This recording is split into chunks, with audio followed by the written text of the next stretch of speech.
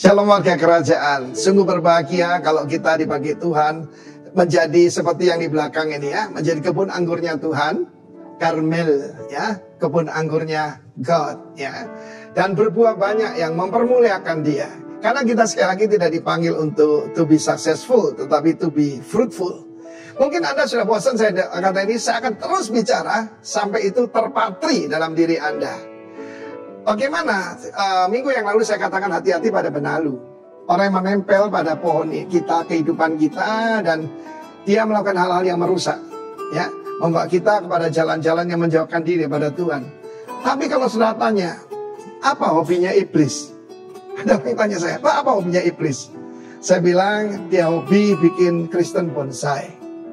Ya, hobi bikin Kristen bonsai. Kalau sudah nonton film-film sejarah dulu, Cina, Jepang, Korea, orang-orang kaya, bahkan kaisar-kaisar hobinya yaitu membuat ya pohon yang besar, oak tree, atau kalau di sini beringin, tapi kecil. Ya, bagaimana itu? Kena matahari sedikit, kena yaitu air sedikit, diguntingi supaya tidak tumbuh, dan jadi pohon. Memang itu pohonnya sebetulnya pohon besar tapi kecil, bonsai. It's an art sebetulnya ya.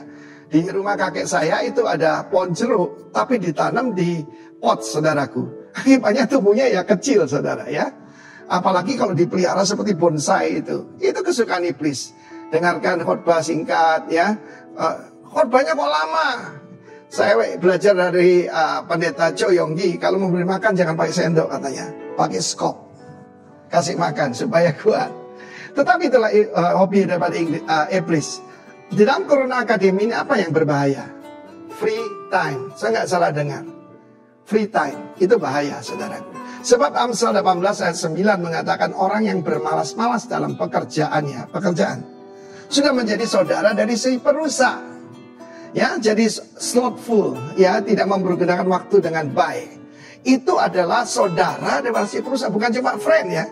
Tapi brother, kalau namanya brother itu punya DNA yang sama, gitu kan? Dari siapa? Si perusak. Si perusak ini ternyata adalah, kalau bahasa Inggris itu adalah great wisdom.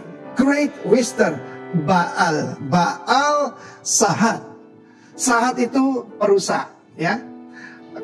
Membuat kita korup, membuat kita busuk, membusukkan. Bukan cuma itu, saudaraku, membuat juga merusak, membuat hal yang jadi negatif. Karena apa? Free time. Bagaimana mencuri waktu kita? Seringkali kalau saya ketemu orang, tergantung daripada bagaimana dia bisa maju, tergantung bagaimana dia mempergunakan waktu. Salah satu tanda kalau saya berkata, kok lama sekali ya minggu depan? Saya sebagai hamba Tuhan selalu berkata, kok cepat sekali ya, sudah Natal. Karena kita tidak wasting time, saudara. Salah satu musuh kita kelihatan sederhana sekali.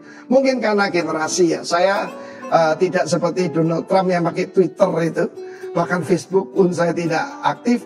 Yang generasi saya sesudahnya, Pak Roni, ya Pak Daniel, lalu juga Pak Yoyo dan sebagainya. Mereka ada di situ, di IG, ya di mana-mana. Saya lebih fokus kepada pengajaran. Dan karena itu jangan jadi Kristen bonsai. Terima firman Tuhan yang sepenuhnya, ya. Berdoa sedikit, mendengar firman Tuhan sedikit. Selalu tanya, berapa lama kalau khotbah? Kalau lama tidak mau dengar. Saudara yang kasih Tuhan, mau bertumbuh kuat, berbuah, atau jadi bonsai, the choice is yours. Tetapi sekali lagi, jangan mau dicuri waktu. Salah satunya ya sosmed. Pergunakan sosmed hanya untuk memuliakan Tuhan. Tuhan memberkati. Amin. Shalom. Puji Tuhan, pagi hari ini kita bisa berkumpul bersama. Dia Allah yang berkuasa, yang hadir bersama kita pada pagi hari ini. Mari kita datang kepada Tuhan. Kami percaya bahwa Engkau Allah yang hebat ada di tempat ini, Tuhan. Kami mau memuji, mengagungkan Engkau Raja di atas segala raja. Kami mau mengenakan jubah pujian pada pagi hari ini. Kami mau tanggalkan segala beban persoalan kami. Hanya satu yang kami tinggikan, yaitu Yesus Kristus, Allah yang hebat, Allah yang berkuasa, Allah yang layak untuk kami sembah. Terima kasih buat kehadiran-Mu pagi hari ini. Hanya Engkau saja yang kami agungkan. Di dalam nama Tuhan Yesus, kami serahkan ibadah pagi hari ini. Haleluya. Amin. Langit dan bumi, pujilah Tuhan.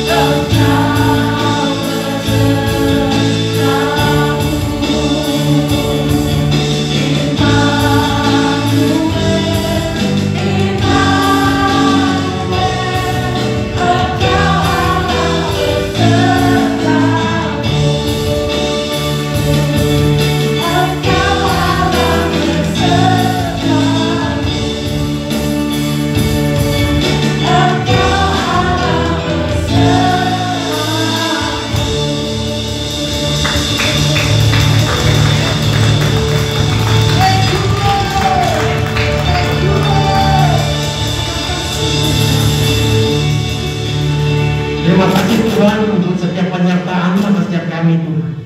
Kami tahu kalau kami ada sampai hari ini, kami tahu itu sebuah perjalanan yang Kau tetapkan buat kami karena penyertaan-Mu Tuhan.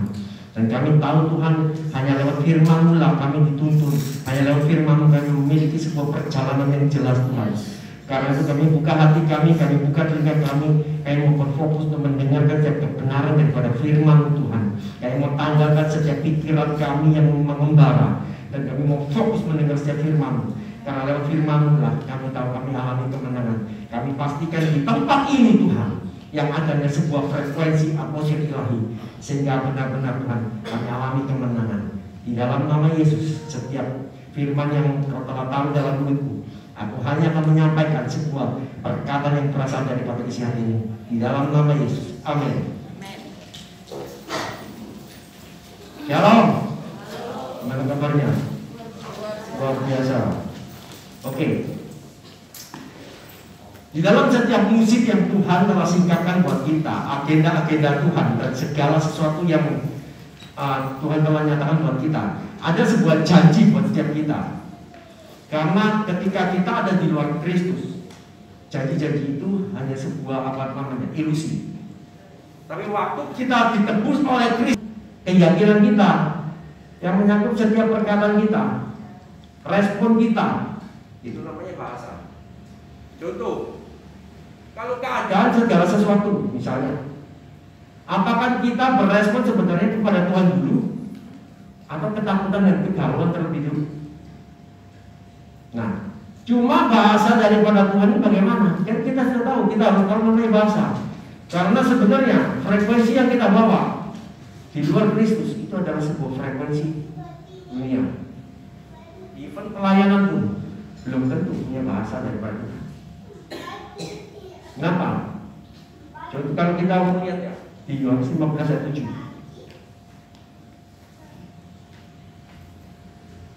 Dikatakan gini, jika kamu tinggal di dalam aku dan firman-Ku tinggal di dalam kamu, minta apa saja yang kamu kehendaki dan kamu akan menerimanya.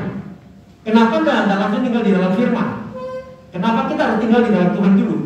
Karena banyak, minta maaf ini, belum tentu orang teologi mengerti tentang bahasa Tuhan. Karena kadang firman dinalar-nalar dengan pikiran manusia. Ada namanya juga cocokologi. Firman berpusat pada diri sendiri. Saya kasih contoh. Misalnya, pernah dengar? Oh, mobil Ferrari, oh didoa, oh ditumpang tangan, oh ini akan jadi milikku. Itu namanya cocokologi. Maksudnya untuk pelayanan, maksudnya untuk segala sesuatu. Tapi pertanyaan gini, setiap firman ini benar-benar kita tahu yang berasal daripada isi hati Tuhan, atau untuk keinginan diri sendiri? Saya ke gereja, saya menabur, saya melakukan segala sesuatu untuk apa? Tukar guling istilahnya. Istilahnya supaya saya dapat lebih banyak. Nah, kalau kita tinggal di dalam Dia, kita tahu apa yang menjadi bahasa Tuhan, kita tahu apa yang menjadi maksud Tuhan, kita tahu menjadi isi hati Tuhan. Sehingga begini, kita tidak berpusat pada diri sendiri, kita berpusat hanya kepada Tuhan.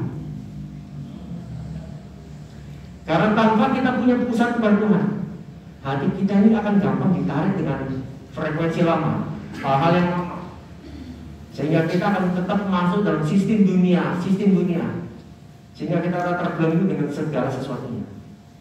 Nah, cuma kan begini, bagaimana kita bisa tinggal di dalam Dia, kan gitu. Karena tinggal di dalam Dia, ini benar-benar kita akan tahu pada akhirnya bahasa Tuhan. Kalau orang mengalami pandemi, karena literally ya, pandemi ini merusak semua tatanan, apalagi di kota besar, merusak semuanya. Kegalauan, ketidakpastian, wah hidup ini ke depan gimana, pandemi sampai kapan dan semuanya.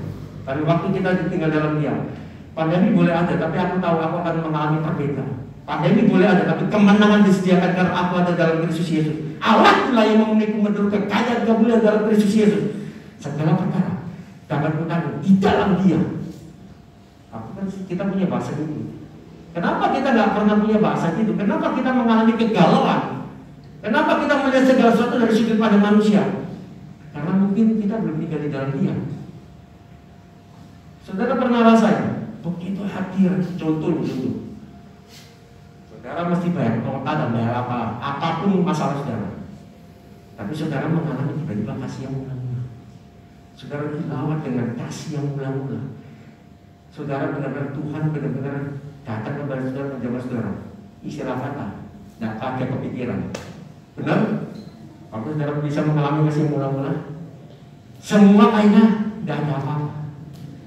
Tuhan menjadi bersatu.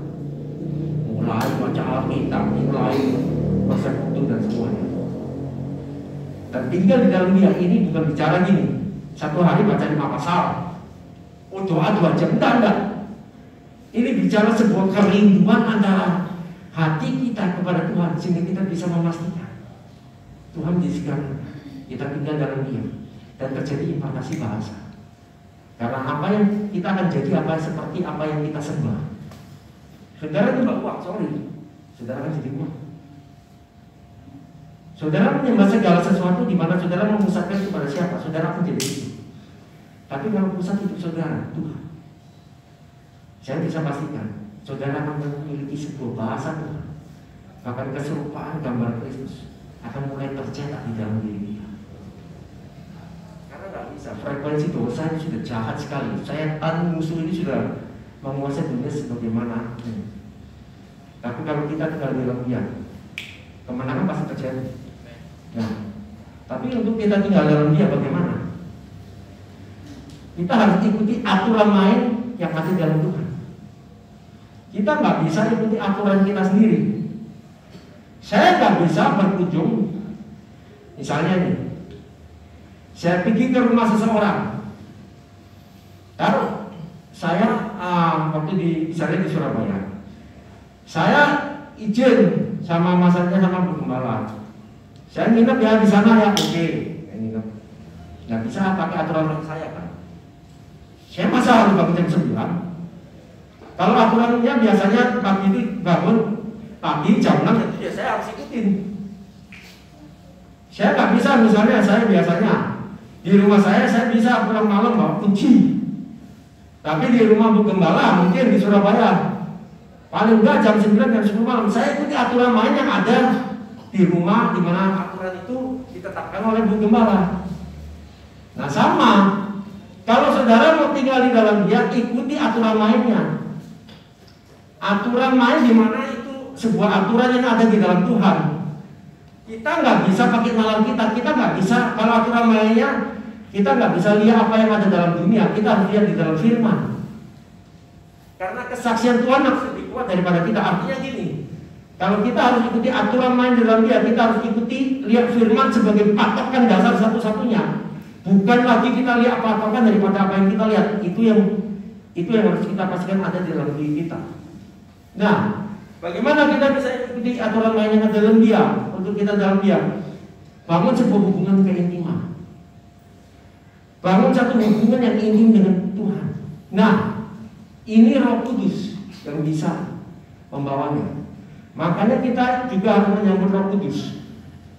Waktu kita menyambut Roh Kudus, maka Roh Kudus membawa kita dalam sebuah perpindahan, sebuah realita yang baru. Kita dimasukkan tinggal di dalam Dia. Pindah realita. Artinya gini, kita tidak boleh dikuasai, tidak akan ada dikuasai realita dunia, tapi kita dikuasai oleh realita Tuhan. Nah, ini baru bisa untuk menyingkapkan aturan lainnya seperti apa. Contoh, Kak Ati asal dari Malang. Waktu Kak Ati ke Sumbawa, apakah Kak Ati ikutin aturan Malang? Harus ikuti aturan yang ada di Sumbawa kan? Saudara berasal dari frekuensi dosa. Saudara berada di dalam budaya dosa. Waktu saudara tinggal di dalam Dia, yang saudara ikuti adalah kita yang ikuti aturan Tuhan, bukan Tuhan ikuti aturan kita. Pikiran kita hal-hal yang lama, ini nggak bisa kita bawa lagi. Ini kita tidak akan pernah bisa tinggal di dalam Dia. Nah, waktu saudara menyambut Roh Kudus, maka Roh Kudus akan membawa saudara ke dalam sebuah firman. Saudara harus, makanya kalau saudara nggak pernah baca firman, bagaimana saudara bisa tinggal di dalam Dia? Kalau saudara nggak pernah baca firman, bagaimana Roh Kudus mau menyingkapkan? Pada firman mungkin tidak keluar secara langsung, tapi waktu kita mengalami masalah demi masalah, tiba-tiba firman itu keluar. Kenapa? Makanan yang kita makan akan menentukan kita jadinya seperti apa. Kalau kita makan dari makanan rohani, dari firman dibukakan, waktu kita mengalami masalah, kita akan berdiri pada fondasi daripada firman yang kita baca. Tapi kalau kita yang dengar ketakutan terus, informasi keraguan terus, ya ini minta maaf ya, terutama cewek-cewek. Kalau yang kita lihat film-film Korea dan lain semuanya, apa yang kita keluarkan? Nggak salah sih, tapi firman harus lebih kuat daripada itu semua. Media demi media. Cara musuh adalah memberikan media demi media kita baca, kita dengar, lama-lama menjadi satu sama kita, sehingga firman tidak bisa keluar.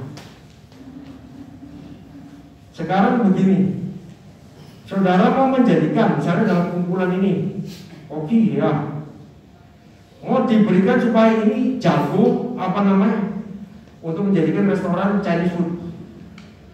Masa yang dikasih Arabian food? Tidak mungkin tuh. Kalau saudara mau mengalami kemenangan demi kemenangan supaya saudara tahu bahasa Tuhan, maka kita tahu. Makanya untuk itu kita harus makan firman. Di Yohanes ya, kitab Yohanes bilang gini. Di salah satu itu Tuhan bilang gini. Kalau nggak salah itu Yohanes 8 ayat 44. Kenapa kamu nggak tahu bahasaku? Karena iblis lah yang jadi bapakmu. Kenapa sampai Yesus bilang bahwa kenapa kamu nggak tahu bahasa? Karena dari bahasa ini dia tahu kamu beda bahasanya. Iblis yang jadi bapakmu, sehingga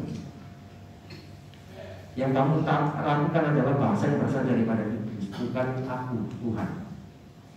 Karena itu kita pastikan kita bisa tinggal di dalamnya, untuk kita menjadi satu bahasa dengan Tuhan.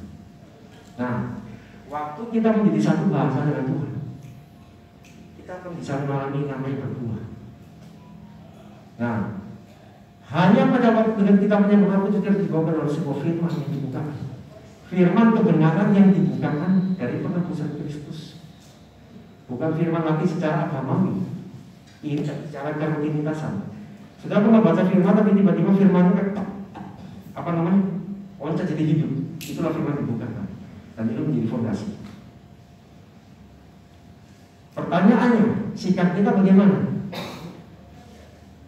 Sikap kita untuk kita tinggal dalam Dia bagaimana? Relakan diri saudara untuk dibentuk, dibangun, dan dijadikan dari firman. Maksudnya gimana? Coba buka Mazmur 139 ayat 20 berapa itu? 23.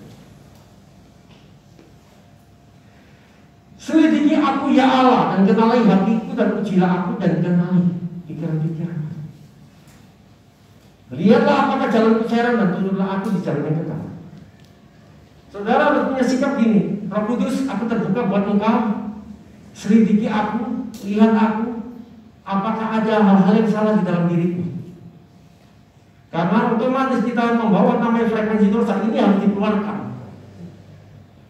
Saudara akan bisa melihat kalau saudara fokus, minta saudara merelakan diri untuk dibangun. Pasti ada hal-hal yang harus dilakukan. Ternyata aku masih punya keinginan lama ya. Ternyata aku masih emosian ya. Ternyata aku masih punya pikiran negatif ya. Ternyata doa-doaku hanya untuk aku. Ternyata organisasi yang aku lakukan hanya untuk pengakuanku. Ternyata apa yang aku lakukan, keinginan-keinginan ini untuk aku jadi kaya. Saya tanya saudara, keinginan jadi kaya, siapa yang bilang boleh tidak kita jadi kaya? Punya keinginan jadi kaya, bukan menjadi kaya ya. Beda ya. Dijadikan Tuhan kaya sama menjadi keinginan menjadi kaya. Kira-kira saya tanya, boleh tidak kalau kita punya keinginan menjadi kaya? 1 Timotius 6 ayat 9 bilang ini, kalau kamu punya keinginan jadi kaya, kamu akan terkena jerat.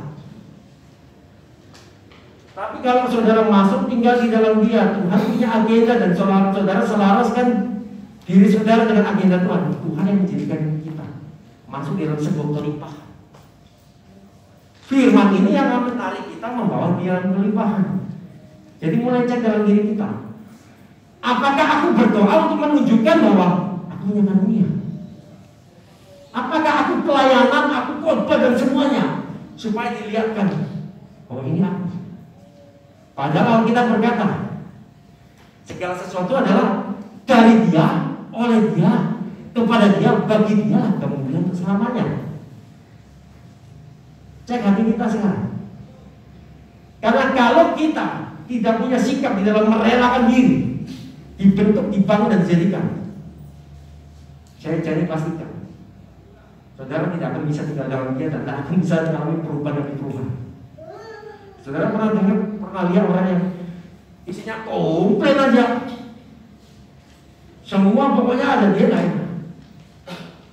Jadi pastikan kalau orang berbuat, kalau orang yang berbuat aku bisa bilang ini, pernah ada saudara, ada ini lagi, bosan rasanya. Tapi kalau saudara berbuat, contoh ya, kasih tahu, nggak ada Riki nggak enak, nggak ada Riki nggak asik, itu berbuat. Kalau nggak ada dia, rasanya ada yang kurang ya. Nah, saudara harus bisa sampai berbuat orang punya pandangan seperti itu. Dengan saudara punya kerelaan diri, kerelaan hati, maka saudara bisa tahu. Nanti saudara akan lihat ada hal-hal yang sangat tipis sekali. Nggak usah dibuka, di dalam Kidung Agung itu ada bilang gini, yang merusak kebun anggur adalah rubah-rubah kecil. Maksudnya gimana rubah-rubah kecil ini? Rubah-rubah kecil ini segini, keinginan yang terselip, yang tersembunyi, cara-cara lama yang tersembunyi, cara pikir yang lama. Saudara memandang orang hanya dari pikiran saudara. Apakah saudara tahu asumsi itu termasuk cara-cara lama? Makanya Korintus bilang gini, harus diruntuhkan benteng-benteng itu, benteng-benteng keangkuhan, benteng-benteng pengakuan diri, benteng-benteng dari saudara dibangun daripada konter dosa, dari masa lalu, budaya dosa. Saudara punya cara-cara, punya cara-cara manusia. Ya kira-kira seperti itu. Pusat saudara pada diri sendiri. Ini nggak bisa. Karena untuk memastikan tinggal di dalam Dia, saudara harus membawa frekuensi yang sama, cara yang sama, sehingga saudara punya pengertian yang sama. Yang nomor 2, sebagaimana sikap kita. Pertahankan, yakini apa yang Tuhan bukakan. Karena di dalam 1 Timotius 1 ayat 18 bilang gini, tugas ini kuberikan kepadamu Timotius anakku, sesuai dengan apa yang telah dibuatkan tentang dirimu, supaya dikuatkan oleh buat itu engkau memperjuangkan perjuangan yang baik dengan iman dan hati yang murni. Artinya perjuangan apa? Perjuangan mempertahankan apa yang telah Roh Kudus sikapkan. Kalau Roh Kudus bilang saudara akan mengalami namanya penyediaan, pegang itu. Jangan lihat apa yang lama, jangan lihat apa yang ada dalam dunia. Kalau Tuhan sudah bilang oleh biru-birunya kamu sembuh, ya sembuh. Kalau saudara bilang bahwa engkau diberkati, engkau diberkati. Kebenaran itu gini, ada orang dalam sekarang ekstrem gini. Yang satu berkat terus, tapi yang satu tidak menolak berkat sama sekali. Tapi kebenaran itu seimbang. Kebenaran itu di satu sisi kita tahu kita matikan kodrat dosa, tapi di satu sisi kita tahu kita akan mengalami berkat oleh karena Tuhan. Jadi kalau saudara bilang bahwa saya mengalami kesusahan, saudara harus tahu apa yang Roh Kudus bukakan. Yaitu Allahku lawan umiku menurut kekayaan kemuliaan dalam Kristus Yesus. Di dalam Kristus kita alami kelimpahan, kita mengalami perbedaan yang Tuhan sediakan. Jadi kalau itu yang dibukakan, jangan lihat diri kita, jangan lihat perasaan kita, jangan lihat hal-hal apa yang dalam dunia, tapi lihat kepada firman yang Tuhan bukakan.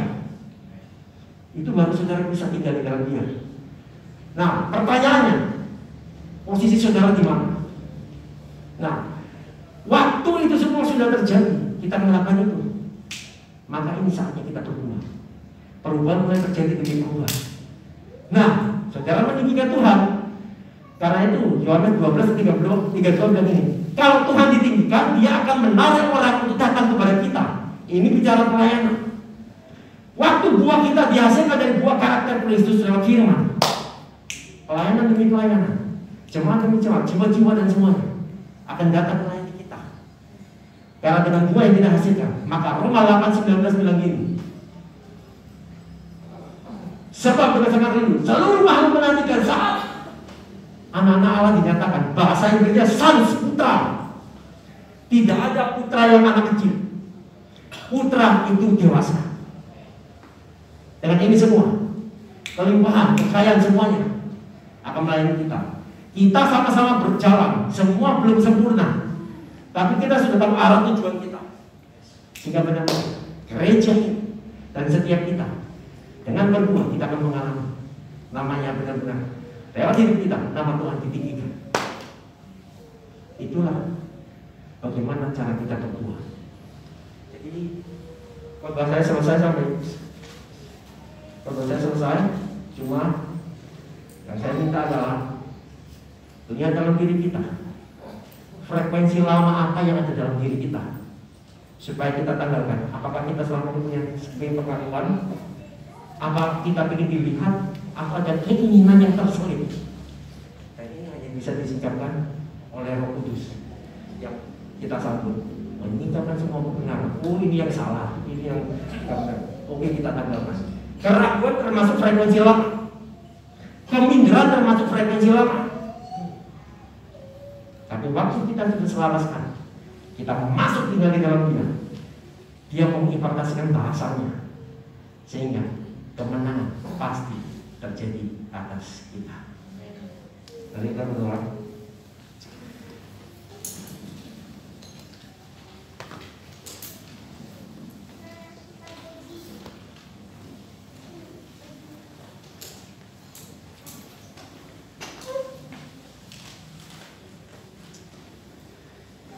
Diberkatilah Tuhan yang telah menciptakan alam semesta. Kami bersyukur sebuah kebenaran yang telah bersingkapkan buat setiap kami, Tuhan. Kami tahu Tuhan bahwa kami adalah orang-orang yang akan masuk di dalam musim Tuhan. Kami adalah orang-orang yang masuk di dalam sebuah agenda Tuhan. Karena itu kami buka diri kami relakan diri kami untuk membentuk, membangun, menjadikan kami Tuhan untuk sesuai dengan gambaran rupa-Mu. Kalau ada di antara kami Tuhan, selama ini kami membawa pola yang lama, selama kami ada di luar Tuhan, artinya frekuensi-frekuensi lama yang kami bawa. Kami punya pengakuan, kami punya keminderan, kami punya keraguan, kami tidak berdiri dan tidak ada dalam posisi dalam firman. Pagi hari ini kami bertobat Tuhan, untuk Engkau Tuhan yang menyingkapkan dan yang memegang setiap kebenaran daripada Engkau, sehingga setiap dari kebenaran ini akan menarik kelimpahan, akan menarik kemenangan, akan menarik membawa gereja ini masuk di dalam agenda Tuhan, masuk di dalam kemuliaan yang besar, sehingga nama Tuhan akan ditinggikan oleh gereja ini. Terjadilah di dalam nama Yesus, terjadilah dalam nama Yesus, terjadilah dalam nama Yesus.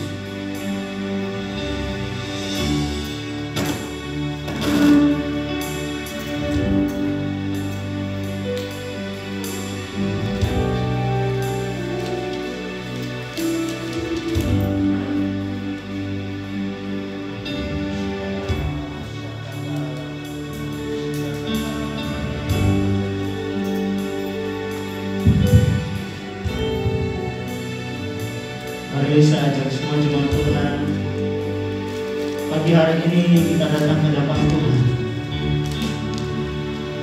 bawa hati kita untuk mengerti apa yang disampaikan pada pagi hari ini, bahwa untuk menghasilkan buah dalam kehidupan kita, kita harus semakin intim dalam Tuhan. Pagi hari ini Tuhan, kami mau mengalami kehidupan yang alami bersama dengan Engkau Tuhan, yaitu menghasilkan buah. Itu adalah suatu keharusan dalam kehidupan kami. Itu adalah suatu kenyataan dalam kehidupan kami Tuhan. Karena Allah kami, Bapa kami, memberikan potensi itu dalam kehidupan kami untuk berbuah. Dan buah itu tetap dalam kehidupan kami. Kami juga berdoa memberkati hamba-Mu yang telah menyampaikan firman Tuhan bagi kami. Kami berdoa, kami lepaskan berkat atas kehidupan hamba-Mu Tuhan, agar hikmat Tuhan, pengertian-pengertian daripada Tuhan mengalir atas kehidupan hamba-Mu Tuhan, dipakai di dalam apapun yang dikerjakan dalam kehidupan, bisnis, usaha, keluarga, pelayanan, apapun itu Tuhan yang dilakukan anak-Mu di dalam kebenaran, dibuat Tuhan berhasil. Nah, kami berdoa Tuhan, semua kami jemaat Tuhan mengalami berkat yang disampaikan pagi hari ini oleh firman-Mu. Karena kami percaya firman-Mu yang disampaikan tidak akan kembali dengan sia-sia, namun itu akan bekerja dalam kehidupan kami sesuai pekerjaan Roh Kudus dalam kehidupan kami. Terima kasih Tuhan, biar berkat ini mengalir atas setiap kehidupan kami, sehingga dimanapun kami berada, dimanapun Tuhan tempatkan dalam kehidupan kami mampu menyatakan kemuliaan Tuhan dan nama Tuhan dipermuliakan dalam kehidupan kami Tuhan. Pagi hari ini juga kami mau berdoa bagi bangsa kami. Mari jemaat Tuhan, kita lepaskan berkat atas bangsa kita, biar bangsa kita menjadi bangsa yang kuat. Kami berdoa, kami lepaskan berkat atas bangsa kami, dimulai dari Sabang sampai Merauke, dari Sangir sampai ke Pulau Rote. Bangsa kami mengalami kemuliaan Tuhan yang besar. Sekalipun kami harus mengalami badai, apapun Tuhan kami percaya ini melatih bangsa kami ini semakin kuat. Ini melatih bangsa kami untuk melihat bahwa tangan Tuhan tidak pernah meninggalkan bangsa kami. Dan kami berdoa, kami lepaskan berkat atas bangsa kami, biar bangsa kami menjadi bangsa yang kuat Tuhan, bangsa yang menjadi berkat bagi bangsa-bangsa, bangsa yang menyatakan kemuliaan Tuhan bagi bangsa-bangsa Tuhan. Terima kasih Bapak. Kami bersyukur juga buat pemimpin bangsa kami, yaitu Presiden, Wakil Presiden, serta para menterinya Tuhan. Kami berdoa Tuhan berikan hikmat kemampuan untuk mampu memimpin bangsa ini di dalam takut akan Tuhan. Kami berdoa segala sesuatu yang membuat bangsa ini mengalami kekelaman, baik itu korupsi, nepotisme, apapun Tuhan yang membuat bangsa kami mengalami kegelapan. Kami berdoa itu semua disingkapkan Tuhan, terang Tuhan terbit di bangsa kami. Dan kami berdoa Tuhan, biar bangsa kami menjadi bangsa yang bersih, bangsa yang menjadi contoh bagi bangsa-bangsa yang lain Tuhan. Kami berdoa bagi anak-anak Tuhan yang ada di pemerintahan. Tuhan, kami berdoa berikan kekuatan bagi mereka, mental yang tidak biasa-biasa Tuhan, mental pemberani untuk menyatakan kemuliaan Tuhan. Sekalipun nyawa menjadi taruhan dalam kehidupan mereka Tuhan, mereka mampu menjadi saksi Tuhan. Nama Tuhan dipermuliakan dalam kehidupan mereka Tuhan. Terima kasih Bapak, terima kasih Tuhan. Kami juga berdoa bagi generasi kami Tuhan, biar lahir generasi-generasi yang takut akan Tuhan, yang akan menjadi berkat bagi bangsa kami. Kami berdoa Tuhan, lahir di pemerintahan, di kesehatan, di ekonomi, bisnis, pendidikan, semua 7 dunia ini Tuhan. Kami berdoa generasi kami ada di tempat ini Tuhan, menyatakan kemuliaan Tuhan. Mereka generasi yang unggul, lahir generasi yang sejati di sana ini, di bangsa kami Tuhan. Terima kasih Bapak. Kami juga berdoa, kami lepaskan berkat atas Pak Gembala di tempat ini Tuhan, yang hari ini bertugas di luar kota. Kami berdoa Tuhan memberikan kekuatan, memberikan hikmat kepada Gembala untuk memimpin jemaat ini Tuhan. Terima kasih Bapak. Pagi hari ini kami juga berdoa bagi persembahan yang kami bawa. Biar persembahan ini bukan saja menjadi persembahan yang untuk membangun secara fisik Tuhan gedung, namun kami berdoa biar ini menjadi media untuk kami membangun manusia rohani Tuhan. Terima kasih Bapak. Kami berdoa dan kami biarlah semua yang kami beri pagi hari ini untuk menyatakan kemuliaan-Mu Tuhan. Ini doa kami dalam nama Yesus Kristus Tuhan. Kami berdoa. Amin.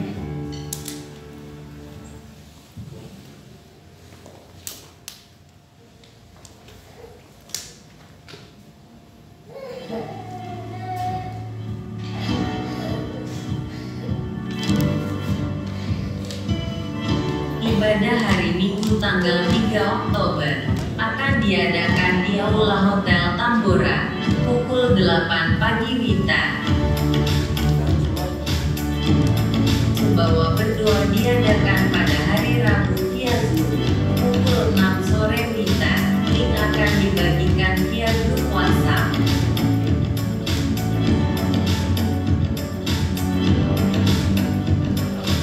Untuk KM kelompok Mesianik dilaksanakan sesuai dengan kesepakatan dari masing GKM dan anggotanya. Bagi yang belum masuk dan bergabung dalam KM diharapkan dapat bergabung dan menghubungi KM terdekat. Ibadah Roki dilaksanakan secara online setiap hari Minggu pukul 11 WITA.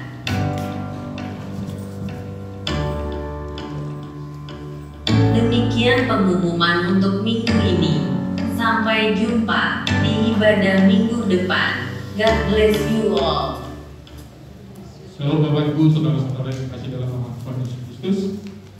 Sebagai tambahan saja, saya adalah jemaat yang baru pertama sekali, baru hadir di tempat ini, baru ibadah bersama kita. Selamat datang Pak Yohanes, sama-sama. Ya, Yohanes Shalom. Selamat datang. Untuk di depan tempat kita bisa bergabung dengan kita di tempat ini untuk memuji memuliakan nama Tuhan. Dan sekian pengumuman, jangan lupa minggu depan kita tetap di tempat ini untuk kumpul memuji memuliakan nama Tuhan. Tuhan Yesus memberkati. Kita akan akhiri ibadah kita pagi hari ini. Siapkan Bapak Ibu untuk bangkit berdiri. Bless the Lord, oh my soul, oh my soul, worship His holy name. Sing like never before, oh my soul, I worship Your holy name. Bless the Lord, bless the Lord, oh my soul, oh my soul, worship His holy name. Sing like never before, oh my soul, I worship Your holy name. I worship Your holy